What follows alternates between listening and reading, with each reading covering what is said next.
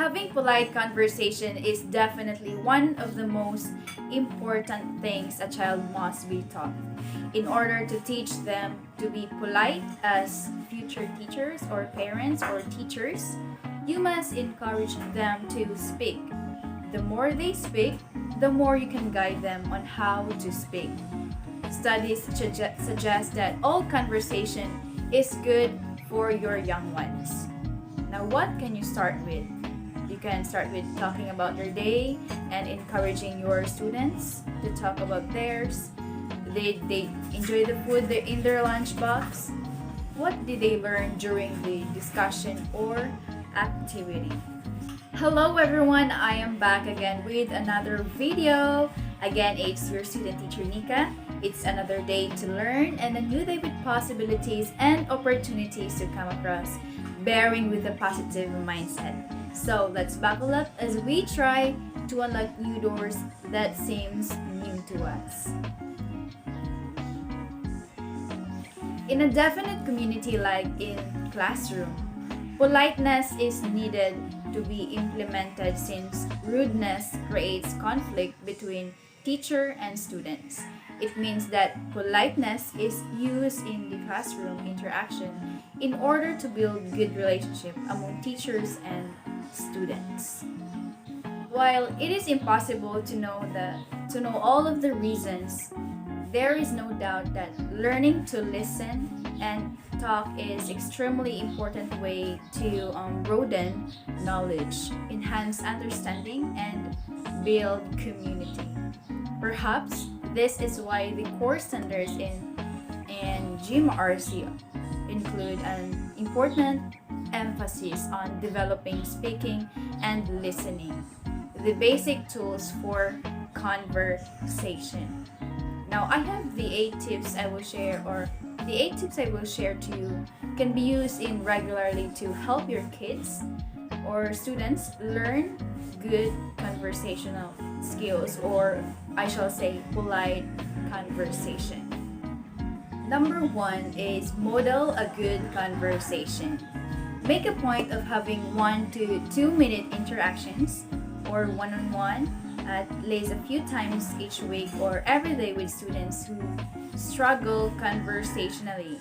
Share information about yourself as you might when meeting a friend or acquaintance, and show interest in the student by asking questions about his or her interests.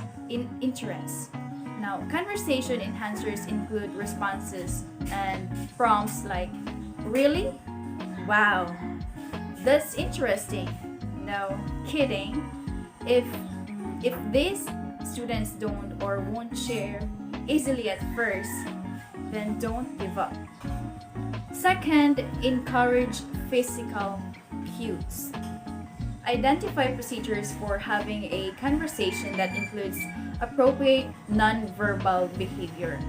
For example, you might teach a strategy like SLANT, where S stands for sit up straight, L for listen, A for answer and ask questions, N for nod to show interest, and T for track the speaker. Number 3 is to challenge put downs or hurtful comments. For example, if a student says, "I think what she did was really stupid," challenge with, "How can you say that without being hurt?" Now, if the student seems unaware, teach an alternative like, "I disagree with that." Then ask the student to repeat what you said and then move on to, "What happened to make you feel that way? How would you have handled things differently? Do you think there is only right answer, or could there be more?" Okay, now next is number 4, ask open-ended questions. Now, there are questions without one correct answer, right? So questions that stimulate discussion and can be a very powerful way to reinforce the idea that there are different views of an issue.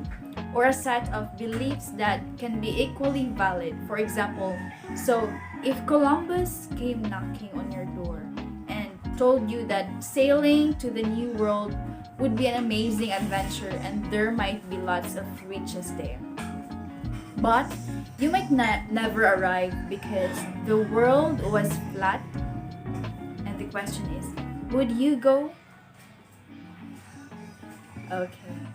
Now let's move on to number 5, which is put thinking ahead of knowing. Now, when asked a question, don't accept, I don't know. Tell the students that you don't require them to know, but you do expect them to, yes, to think. Now teach them how to wonder aloud, speculate, guess, or give the best answer they can. Like, I'm not sure about that, but I think, etc. Now, number 6 is have informal chats. Before class begins or in the hallway or any other, basta in the school, ask students about their classes, their other classes rather, what they think about the current event or how they feel about the outcome of a game.